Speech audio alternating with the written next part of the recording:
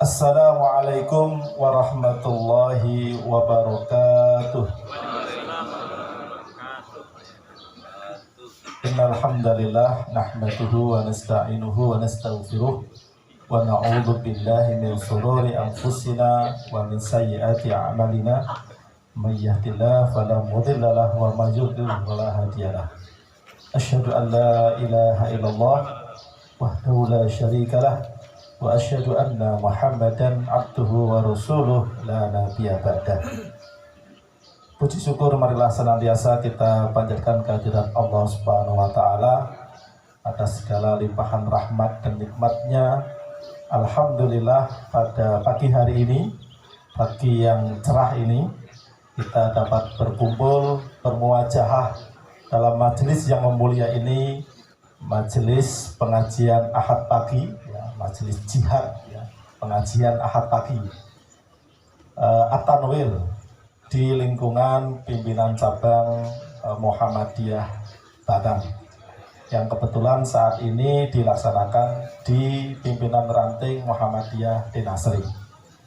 Sholawat serta salam marilah juga senantiasa kita haturkan kepada junjungan kita baginda Rasulullah Muhammad Sallallahu Alaihi Wasallam.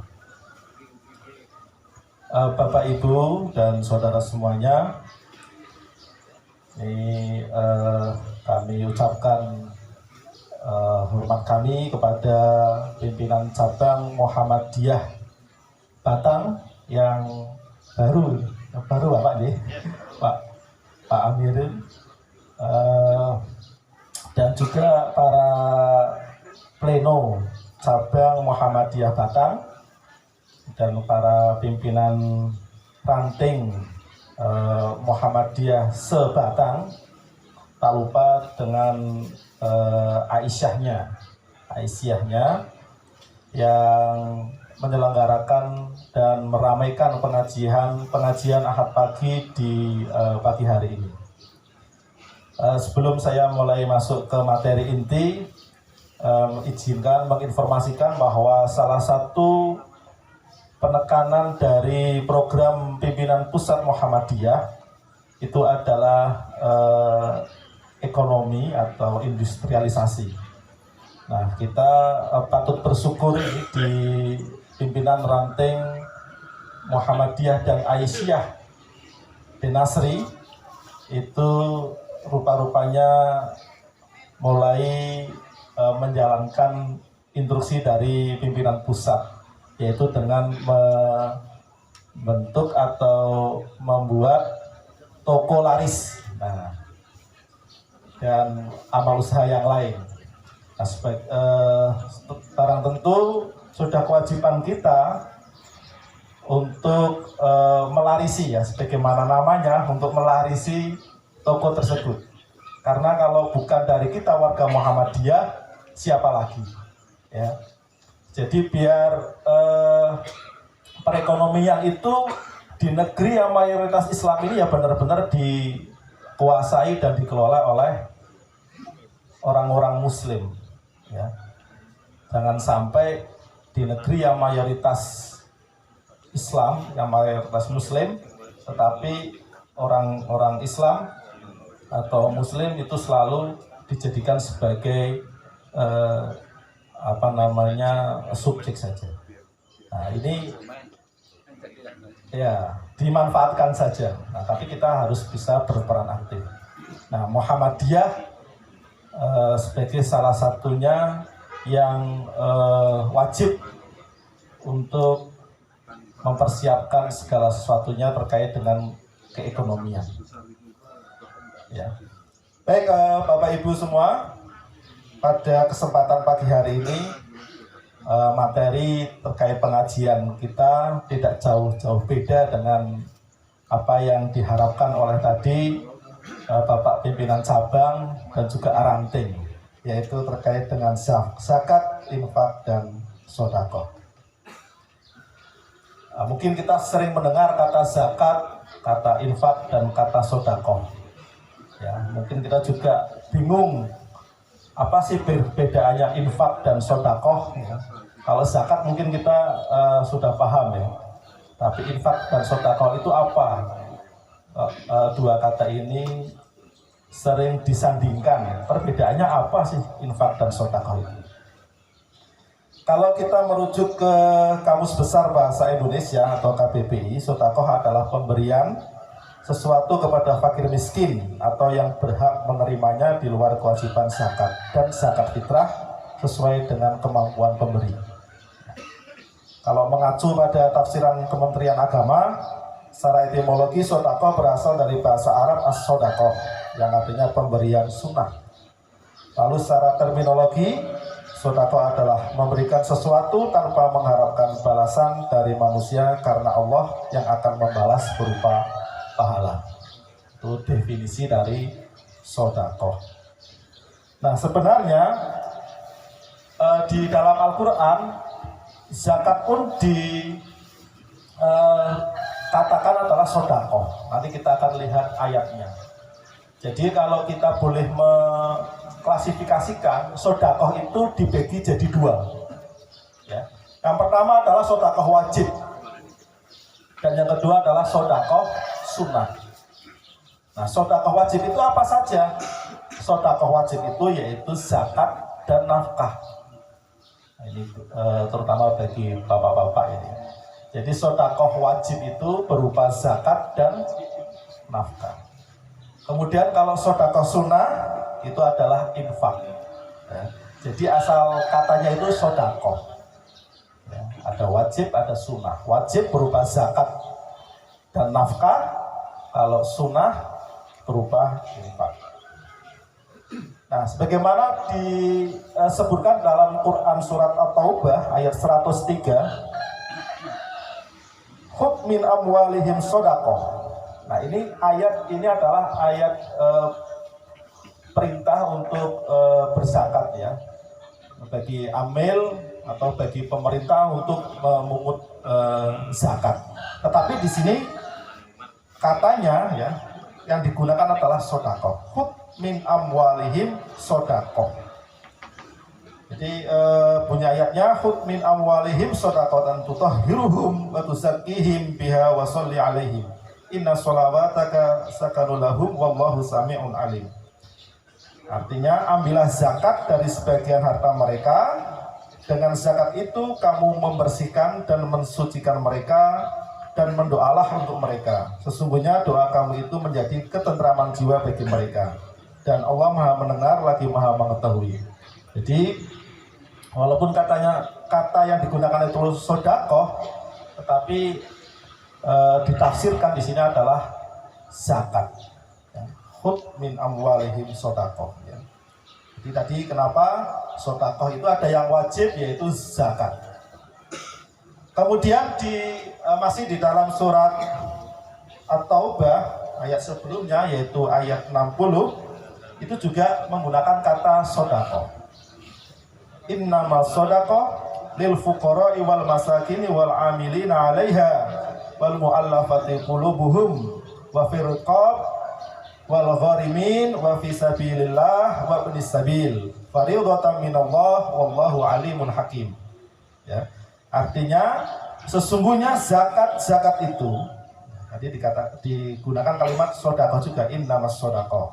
Sesungguhnya zakat itu hanyalah untuk orang-orang fakir, orang-orang miskin, pengurus zakat atau amil, para mu'alaf yang dibujuk hatinya untuk memerdekakan budak, orang-orang yang berhutang untuk jalan Allah dan untuk mereka yang sedang dalam perjalanan sebagai suatu ketetapan yang diwajibkan Allah, dan Allah Maha mengetahui lagi Maha bijaksana. Nah, jadi dua ayat dalam surat At-Taubah berkaitan dengan zakat itu digunakan kata sodakoh. Nah di surat At-Taubah ayat 60 ini menjadi acuan bagi kita ya di fikih itu pihak-pihak yang berhak menerima zakat atau yang biasa kita kenal dengan istilah asnaf ya, 8 asnaf. Nah kemudian Sedekah wajib yang kedua setelah zakat itu adalah nafkah. Nah, nafkah. Sebagaimana disebutkan dalam surat An-Nisa ayat 34, Ar-rijalu qawwamuna 'ala nisa bima fassalallahu ba'dahum 'ala ba'din wa bima anfaqu min amwalihim. Artinya kaum laki-laki itu adalah pemimpin bagi kaum wanita. Oleh karena Allah telah melebihkan sebagian mereka atau laki-laki atas sebagian yang lain atau wanita. Dan karena mereka laki-laki telah menafkahkan sebagian dari harta mereka. Ini kewajiban bagi bapak-bapak ini, ya, yang sudah berkeluarga, yang sudah mempunyai istri, yang sudah mempunyai anak, itu adalah kewajiban menafkahi. Di sedekah wajib yang kedua adalah nafkah. Nah, terkadang di kalangan kita, ini terutama ibu-ibu, ya, sering salah paham. Ya, memang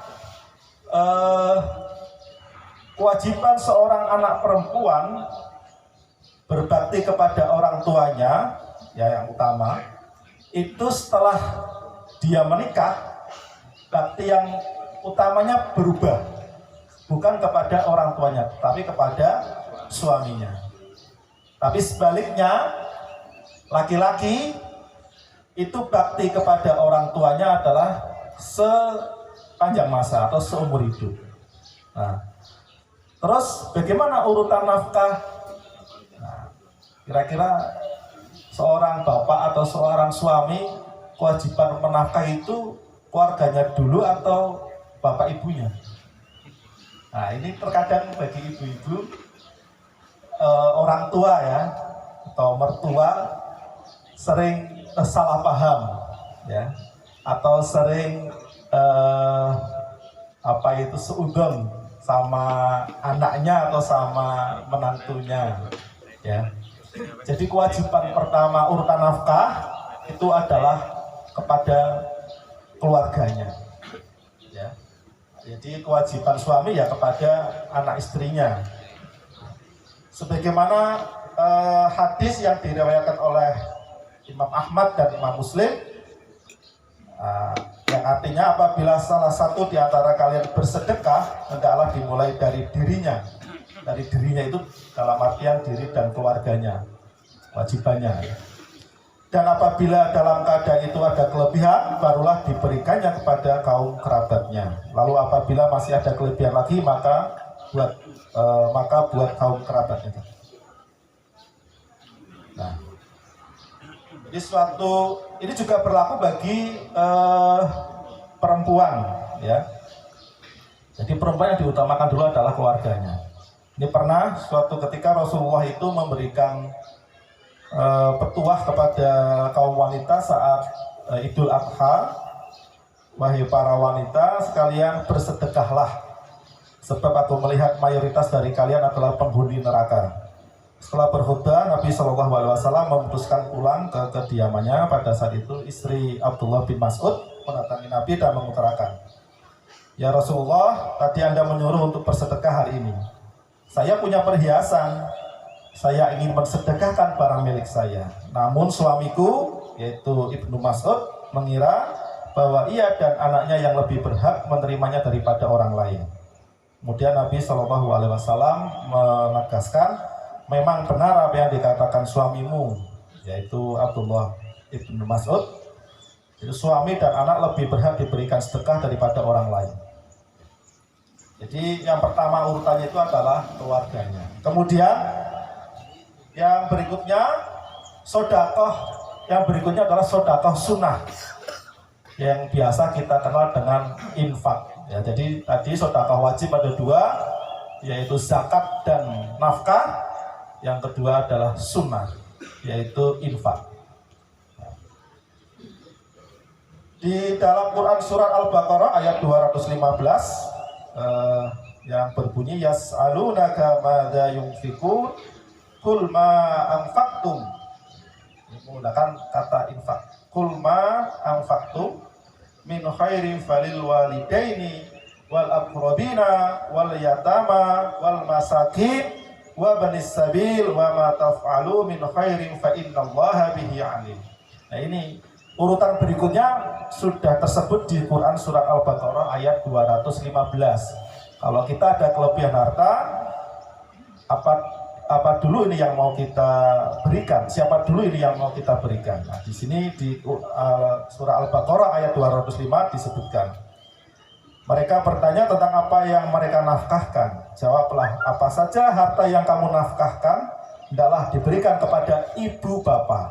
Nah, jadi setelah keluarganya itu adalah ibu bapaknya. Ya. Kemudian kaum kerabat, sedulurin dhisik. Kemudian anak-anak yatim. Jadi anak yatim setelah sedulurin. Apalagi kalau saudara kita ada yang yatim, itu lebih berat lagi. Kemudian orang-orang miskin. Nah, apalagi kalau saudara kita ada yang yatim, sudah yatim miskin, itu lebih berat lagi diutamakan. Dan orang-orang yang sedang dalam perjalanan. Dan apa saja kebaikan yang kamu buat, maka sesungguhnya Allah Maha mengetahuinya. Ini di Quran surah Al-Baqarah ayat 215. Jangan sampai keliru ya Bapak Ibu. Jadi yang perlu kita perhatikan adalah Bapak Ibu kita, keluarga kita terlebih dahulu. Apalagi kalau kita mempunyai keluarga yang yatim, ada anak yatimnya atau ada orang miskinnya, itu yang perlu diperhatikan. Jangan sampai keliru. Ya, ada yang, nah ini makanya di dalam keluarga itu ya dijaga kerukunannya. Terkadang karena ada permasalahan, akhirnya kita mengabaikan keluarga kita sendiri. Entah itu ada adik kita, atau kakak kita, atau sepupu kita, ya. Kita malah ombrehnya ke orang lain. Ya. Jangan sampai ombreh ke orang lain biar dikenal si fulan itu orang yang dermawan, tapi di keluarganya malah justru sebaliknya. Nah, ini maka perlu menjadi perhatian bagi Bapak Ibu semua terkait dengan urutan nafkah. Nah, ditegaskan juga di surat An-Nisa ayat 36, wa'budullaha wa la tusriku bihi syai'a wa bil walidaini ihsana wa bidil qurba wal yatama wal masakin wal jari dzil qurba wal jaril junubi was sahibil bil khambi bil jambi wa binis sabil wa ma malakat aymanukum innallaha la yuhibbu man kana muhtalan fakhura. Sembahlah Allah dan janganlah kamu persekutukannya dengan sesuatu pun, dan berbuat baiklah kepada dua orang ibu bapa. Ya, tadi di Al-Baqarah sebelumnya disebutkan ibu bapak dulu, nanti ditegaskan di An-Nisa juga sama, ibu bapak dulu. Kemudian karib kerabat, nah saudara sama. Ya. Kemudian anak-anak yatim, nah, ini sama, dua ayat di dalam dua surat yang berbeda, urutannya sama. Kemudian orang-orang miskin, tetangga yang dekat dan tetangga yang jauh, dan teman sejawat, ibnu sabil dan hamba sahayamu. Sesungguhnya Allah tidak menyukai orang-orang yang sombong dan membangga-banggakan diri. Nah, jadi tadi urutannya di Al-Baqarah ayat 215 dan An-Nisa ayat 36 terkait dengan infak ini sama. Ya, jadi yang diutamakan adalah ibu bapak kita. Jangan sampai anaknya mentereng, ya, anaknya punya kelebihan harta, tapi orang tuanya nelongso. Nah, itu yang masih punya bapak ibu, ibu bapak, ya mohon diperhatikan. Ya. Kemudian setelah ibu bapak, karib kerabat, sedulurin dhisik. Lihat-lihat sebelah kita, kakak kita, adik kita, ya ada yang kekurangan tidak, ya misalnya ini kemarin musim-musim daftar sekolah, ada seragam, ya mereka saudara-saudara kita itu butuh untuk membeli seragam atau tidak. Jangan sampai tidak mampu membeli seragam, kita punya kelebihan tetapi kita tutup mata. Ya, jangan sampai merem, istilahnya ya, merem sama sedulur itu. merem sama keluarga kita. Yaitu urutan-urutan terkait dengan infak seperti itu. Ya, apalagi yang yatim, ya, yang yatim. Jadi terkait dengan anak yatim ini di hadis Rasulullah ini ya, kalau Bapak Ibu cari, ini saya juga dapat ilmu dari Ustadz Ali Trigiyatno. Ya. Kebetulan saya juga pengurus ranting Gamar Bapak, ya, yang diasuh oleh Pak Ali Trigiyatno. Jadi Rasulullah itu menyatakan orang yang nanti di surga seperti ini dengan saya, yang sangat dekat itu hanya ada dua disebutkan, yaitu menyantuni anak yatim dan orang tua yang mempunyai anak perempuan 2 atau lebih, kemudian mendidiknya dengan benar, maka di surga nanti seperti ini, kata Rasulullah. Jadi ada dua itu, ya, anak yatim dan orang tua yang mempunyai anak perempuan kemudian mendidiknya sampai dia menikah menjadi anak yang solehah. Haji tidak malah Bapak Ibu, haji tidak malah, tapi itu menyantuni anak yatim sama. Tapi haji nanti punya kelebihan-kelebihan sendiri, ya. Jangan sampai dipertentangkan. Jadi itu kepada ibu bapak, kerabat, ya, anak-anak yatim, ya, perlu kita itu sebagai umat Islam perlu peka terhadap lingkungan kita. Nah, itu terkait dengan sodakoh, ya. Jadi macam-macamnya, ada wajib dan sunnah. Wajib zakat dan nafkah, sunnah infak. Kemudian keutamaan dan manfaat sodakoh.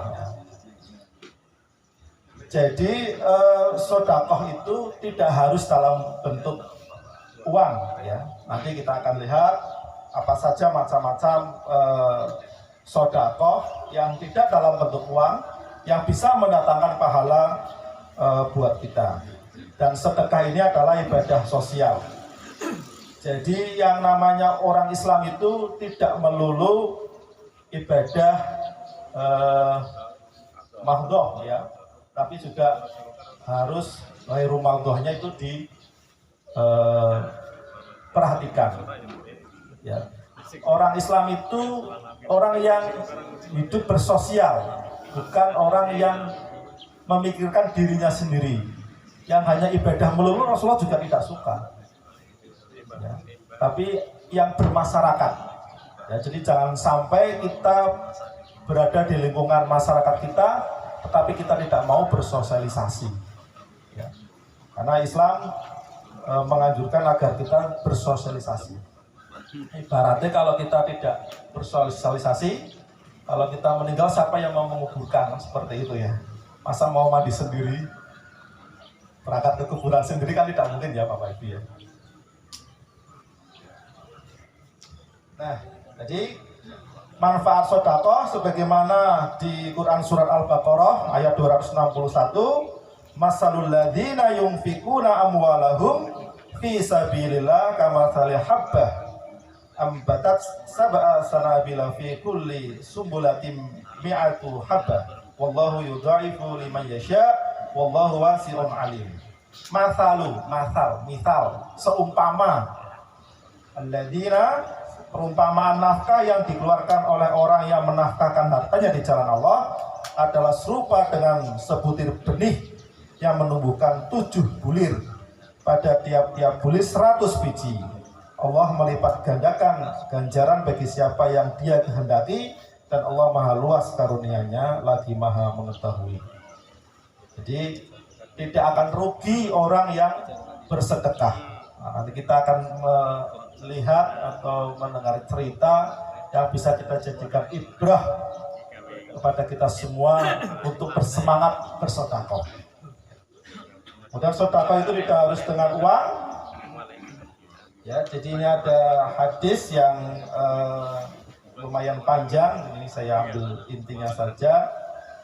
Dari Abu Dzar, ia berkata, Rasulullah SAW bersabda, senyummu kepada saudaramu merupakan sedekah. Sedekah yang tidak berupa uang. Yang pertama senyum, ya. Jangan sampai kita suka cemberut, ya. Tetapi murah senyum, murah senyum. Kemudian engkau menunjukkan berbuat ma'ruf dan melarang dari kemungkaran juga sedekah. Menunjukkan jalan kepada orang yang tersesat juga sedekah. Menuntut orang yang berpenglihatan kabur juga sedekah. Menyingkirkan batu, duri dan tulang dari jalan merupakan sedekah. Dan engkau menuangkan air dari embermu ke ember saudaramu juga sedekah. Ya, ada beberapa hadis yang serupa terkait dengan ini. Jadi kalau Bapak Ibu ingin bersedekah tetapi tidak ada kemampuan finansial, nah berbuat baik, menjadi orang yang baik, itu Bapak Ibu sudah mendapat pahala. Ya. Senyum pahala. Ya. Kemudian menyingkirkan batu, duri, tulang, biar tidak nyocoki seperti itu ya, itu sedekah. Jadi keutamaan sedekah itu yang pertama kita bisa menghapus dosa-dosa kita dan meringankan sakaratul maut. Ya. Sedekah itu dapat menghapus dosa sebagaimana air itu memadamkan api. Ya. Jadi kalau kita mendengar cerita bagaimana baginda Rasulullah Muhammad SAW menjelang ajal, itu baginda sempat bilang sama malaikat Jibril yang mendampingi. Awalnya kan malaikat Jibril diceritakan tidak mau mendampingi Rasulullah ya. Dan Rasulullah, kenapa wahai Jibril, apakah kamu jijik denganku? Nah, ternyata Jibril itu tidak tega melihat baginda Rasulullah saat dicabut nyawanya oleh malaikat Israel. Jadi waktu peristiwa itu baginda Rasul kan mengatakan ternyata sesakit inikah saat sakaratul maut ya, saat dicabut nyawanya ya. Sempat baginda berdoa agar sakitnya umatku bisa saya tanggung seperti itu. Nah, dengan bersedekah, nah ini kita bisa mengurangi sakit kita saat sakaratul maut. Tentu kita semua pasti akan mengalami yang namanya kematian. Kita semua ini adalah camat, ya. Camat apa Bapak Ibu? Calon mati. Ya. Kita semua itu adalah camat, calon mati. Ya, baik muda, setengah tua, ya, tua.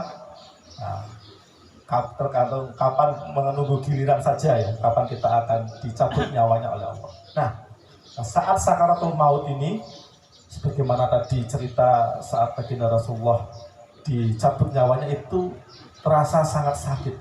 Nah, dengan sedekah, yang Bapak Ibu gemar sedekah, nah itu bisa meringankan sakit Bapak Ibu. Jadi ada sedekah, ya, meredakan kemarahan Allah dan menangkal atau mengurangi kepedihan sakaratul maut. Ya, di dalam hadis disebutkan seperti itu. Kemudian yang kedua, sedekah mendatangkan rezeki. Nah, jadi sebagaimana Rasulullah SAW bersabda, turunkanlah atau datangkanlah rezekimu dari Allah dengan mengeluarkan sedekah. Hadis riwayat Al-Bayhaqi. Ini Rasulullah di hadis yang lain juga, di hadis riwayat Muslim, harta tidak akan berkurang dengan sedekah, dan seorang hamba yang pemaaf pasti akan Allah tambahkan kewibawaan baginya. Ya, jadi Bapak Ibu yang menjadi guru, ya, atau yang menjadi guru, terutama guru-guru SD, kalau dulu zaman saya SD itu ada pelajaran, ada idiom ya, atau slogan menabung menjadikan kita kaya. Nah, ini diubah Bapak Ibu. Sedekah menjadikan kita kaya, bukan menabung. Ya. Jadi sedekah menjadikan kita kaya.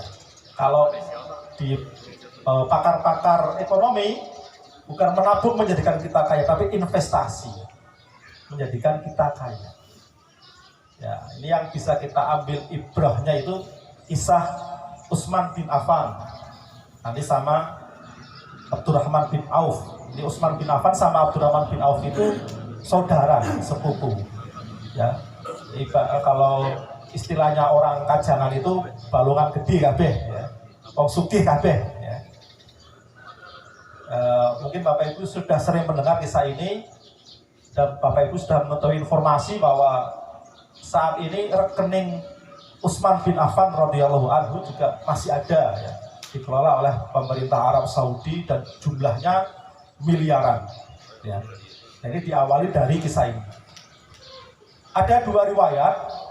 Riwayat yang pertama itu saat umat Islam mengalami kekalahan di perang Uhud, itu kaum Yahudi Bani Nadir yang ada di Madinah waktu itu sangat menyepelekan umat Islam. Islam kalah, ya, ternyata itu menyepelekan. Tetapi riwayat yang kedua,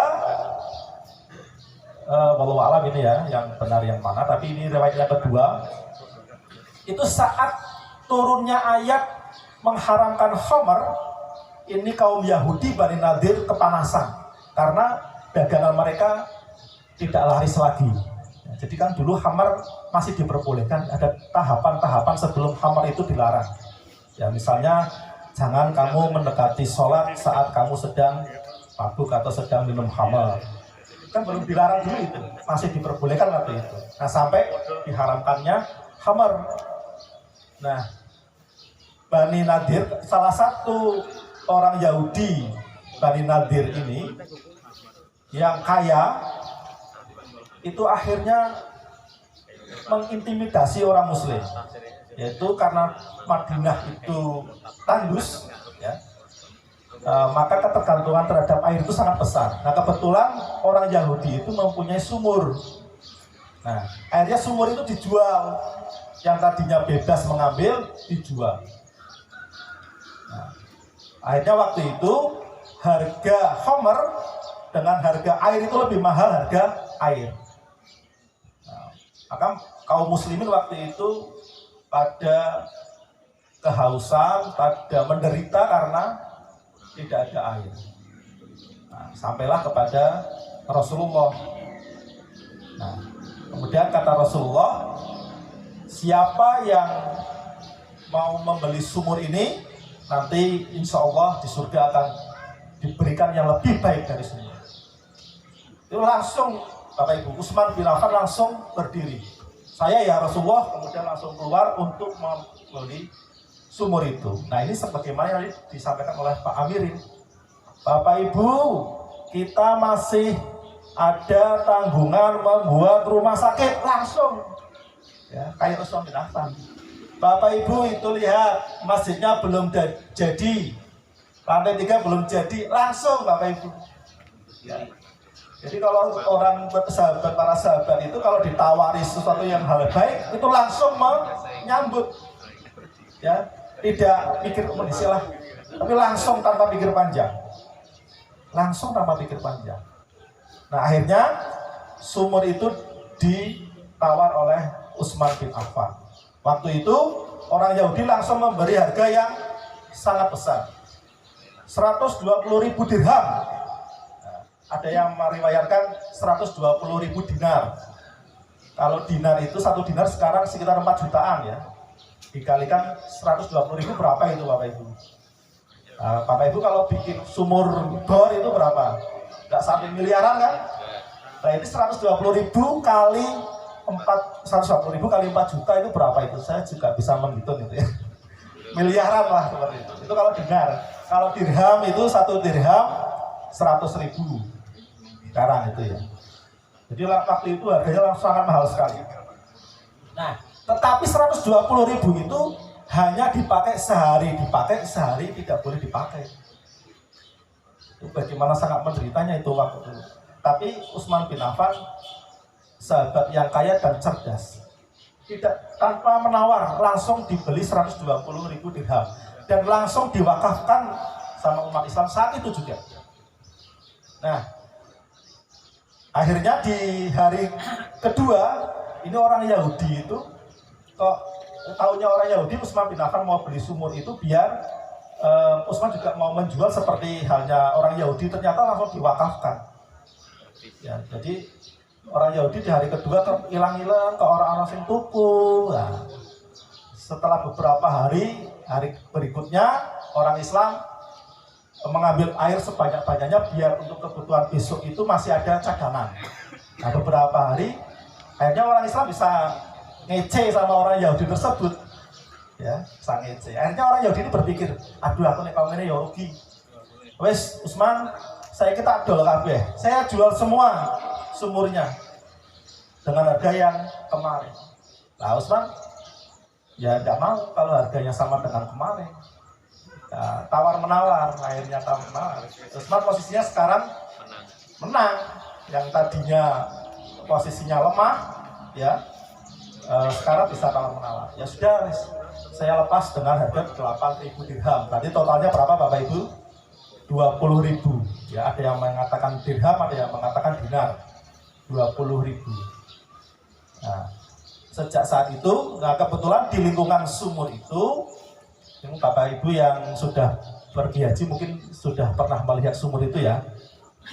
Jadi di sekitar sumur itu ada kebun kurma ya Bapak Ibu yang sudah berhaji. Nah, kebun kurma itu yang dikelola oleh pemerintah Arab Saudi yang rekeningnya itu sebenarnya di zamannya Ali bin Abi Thalib itu hasil dari kebun kurma itu dibagikan kepada keluarga Utsman bin Affan. Kemudian di akhir-akhir ini ya, setelah itu masuk dibuatkan rekening atas nama Utsman bin Affan yang ada di Arab Saudi yang katanya dibuat hotel Utsman bin Affan ya. Bayangkan Bapak Ibu, orangnya sudah meninggal, inilah amal jariah. Karena kata Rasulullah, amal yang baik itu ya memberi air, ya karena air itu sumber kehidupan. Jadi tanpa pikir panjang, amal jariah dengan ikhlas, dampaknya sekarang itu orang yang sudah meninggal tapi rekeningnya masih banyak di pemerintahan Arab Saudi. Nah, tidak menutup kemungkinan Bapak Ibu kalau Bapak Ibu berderma dengan ikhlas meneruskan pembangunan ini, meneruskan pembangunan rumah sakit, ya maka amal jariah Bapak Ibu akan selalu ada, selalu melekat.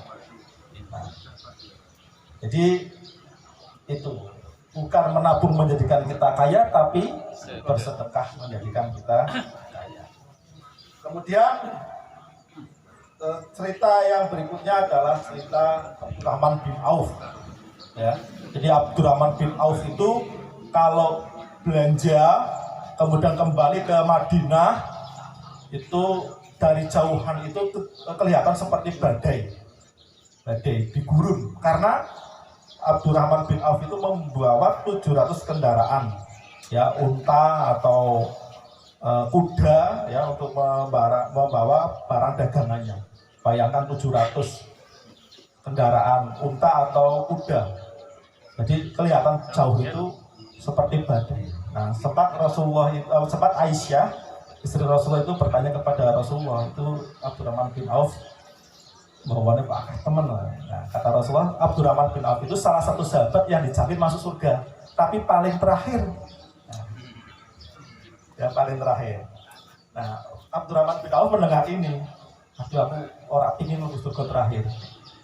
Nah, akhirnya sempat Abdurrahman bin Auf ini rembukan sama istrinya untuk mengeluarkan semua hartanya. Nah, kebetulan waktu itu ada kebun kurma, ya jadi Abdurrahman bin Auf itu tiap pagi itu seringnya bersedekah. Ada kebun kurma yang kebetulan panennya nggak bagus, rusak. Nah, dibelilah semua oleh Abdurrahman bin Auf, ya dibeli oleh Abdurrahman bin Auf. Harapannya, alhamdulillah aku sugih mana? Orang sugih malah alhamdulillah Bapak Ibu lanjut dengan orang sugih meriah Bapak Ibu. Ya, meriah ya. Bapak Ibu mau kaya apa tidak ini? Mau. Nah, tapi masuk surganya terakhir. Tapi Islam itu memang menganjurkan umatnya harus kaya. ya, agar bisa punya power. Tidak menutup, kita tidak bisa menutup mata Bapak Ibu. Uang itu, harta itu masih bisa mengendalikan kehidupan kita. Ya tidak Bapak Ibu, realitas saja, realistisnya seperti apa? Seperti itu ya, uang bisa mengendalikan masyarakat kita. Bapak Ibu, ini menjelang tahun politik ini, tahun depan pemilu. Mestinya berpikir realistis, ini akeh ya saya tak pilih. Ada yang seperti itu kan Bapak Ibu? Menunjukkan uang itu mengendalikan kehidupan masyarakat kita. Nah, kembali ke Abdurrahman bin Auf tadi. Sudah dibeli kurmanya, uangnya habis untuk membeli kurma, kebun-kebunnya. Nah, kemudian di Yaman itu ternyata ada wabah penyakit yang hanya bisa diobati oleh kurma busuk. Orang situ larat, sugih mana? Sugih mana? Nah, makanya Bapak Ibu, kalau mau kaya bukan menabung, tapi sedekah. Harta itu dibawa mati tidak Bapak Ibu? Dibawa mati tidak? Harta itu dibawa mati Bapak Ibu, jangan sampai ditinggal man-man. Lah kok bisa harta dibawa mati? Dititipkan ke PCM Batang untuk bangun rumah sakit. Nanti biar diambil saat di akhirat. Dititipkan di PRM Denasri untuk menyelesaikan masjid sama kantor. Nanti diambil di akhirat. Dititipkan sama anak-anak yatim. Nanti diambil di akhirat. Jadi harta itu jangan ditinggal di dunia, tapi dibawa mati. Ya. Diingat-ingat nih Bapak Ibu, harta dibawa mati ya, jangan ditinggal di dunia man-man. Gitu ya. Ya disisakan untuk ahli waris ya secukupnya, selebihnya itu Batang masih butuh ya. Mungkin ranting Denasri masih butuh, mungkin ranting Bapak Ibu yang lain juga masih butuh. Nah, itulah kenapa kita dianjurkan untuk bersedekah. Kemudian keutamaan sedekah yang ketiga yaitu Allah melipat gandakan pahala orang-orang yang bersedekah. Ya, tadi di ayat tadi sudah disebutkan bahwa orang yang bersedekah itu akan mendapat balasan dari Allah sebagaimana sebutir biji yang menumbuhkan 7 untai, dan tiap-tiap untai terdapat 100 biji. Dan Allah melipat gandakan balasan kepada orang-orang yang dikehendaki, dan Allah maha luas anugerahnya lagi maha mengetahui. Yang keempat itu mendapatkan naungan di hari kiamat ya. Jadi di hari kiamat di padang mahsyar itu diceritakan, diriwayatkan ya, di dalam sebuah hadis itu panas. Nah kemudian orang itu pada panik. Nah, tetapi orang yang gemar bersedekah itu seperti dinaungi awan yang teduh sehingga tidak merasa kepanasan. Nah, jadi ini terkait dengan naungan di hari kiamat manfaat. Kemudian didoakan oleh malaikat. Memang Bapak Ibu, kadang ada yang saya itu gemar bersedekah tapi kok tidak kaya-kaya seperti itu. Nah, ada beberapa hal mungkin. Mungkin pertama yang perlu diluruskan adalah niatnya, hati kita, ikhlas kita. Atau yang kedua, barangkali Allah masih menguji kesabaran kita, menguji keikhlasan kita. Atau yang ketiga nanti barangkali Allah akan membalas yang di hari akhirat. Yang jelas Allah tidak akan mendusta, tidak akan berdusta Allah itu. Allah itu maha benar. Allah itu maha menepati janji. Jadi jangan khawatir Bapak Ibu ya. Jadi yang kelima itu didoakan oleh malaikat. Jadi di hadis yang diriwayatkan oleh muttafaqun alaih dari Abu Hurairah radhiyallahu an, terus setiap pagi ada 2 malaikat turun mendampingi seorang hamba. Yang satu berdoa, wahai Tuhan, berikanlah ganti rugi bagi dermawan yang menyedekahkan hartanya. Dan yang satu lagi berkata, wahai Tuhan, musnahkanlah harta si bakhil. Jangan sampai ada sifat bakhil dalam diri kita. Kemudian yang keenam, mendapatkan keberkahan harta dan jiwa ya. Jadi kalau orang yang gemar bersedekah, orang yang gemar menolong orang lain, itu pasti hidupnya tenang, tentram seperti tidak punya masalah. Ya, orang hidup itu pasti punya masalah. Tetapi kalau orang yang beriman, orang yang gemar bersedekah, itu hatinya bisa tenang, bisa tentram. Seperti itu Bapak Ibu. Kalau orang yang kikir, itu hawane kemerungsung. Jojok duitku kok kemalingan, jojok duitku hilang, terus kemerungsung, ora tenang hidupnya. Ya, jadi tadi keberkahan harta dan jiwa. Jangan sampai kita seperti Qarun, ya. Qarun itu punya dimiliki harta oleh Allah dengan banyak tetapi kikir. Nah, sehingga hidupnya enggak tenang. Itu Qarun hidup di zaman Nabi Musa, ya. Kemudian Nabi Musa waktu Qarun ya disakati, enggak mau dia Qarun. Nah, akhirnya dibenamkan hartanya di bumi, ya. Makanya kan ada istilah harta Qarun, ya. Ya, jadi di Quran surat Al-Hasyr ayat 9 Allah berfirman, "Wa may yuqasuha nafsihi fa ulaika humul muflihun." Dan siapa yang dipelihara dari kekikiran dirinya, itulah orang-orang yang beruntung. Jadi jangan sampai kita berdoa kepada Allah Subhanahu wa taala itu menjadi orang-orang yang kikir, ya. Jangan sampai kita menjadi orang-orang yang kikir, tapi kita menjadi orang-orang yang dermawan. Jadi mulai sekarang kita rubah mindset kita bahwa bukan menabung yang menjadikan kita kaya, tetapi bersedekahlah yang menjadikan kita kaya, atau berinvestasilah yang menjadikan kita kaya. Ini ada toko laris, nah Bapak Ibu bisa berinvestasi untuk membesarkan toko laris. Nah, nanti bisa menjadi mudah-mudahan dengan dikelola bersama-sama toko ini menjadi besar. Keuntungannya dari mana? Keuntungannya kemana? Ya ke Bapak Ibu lagi.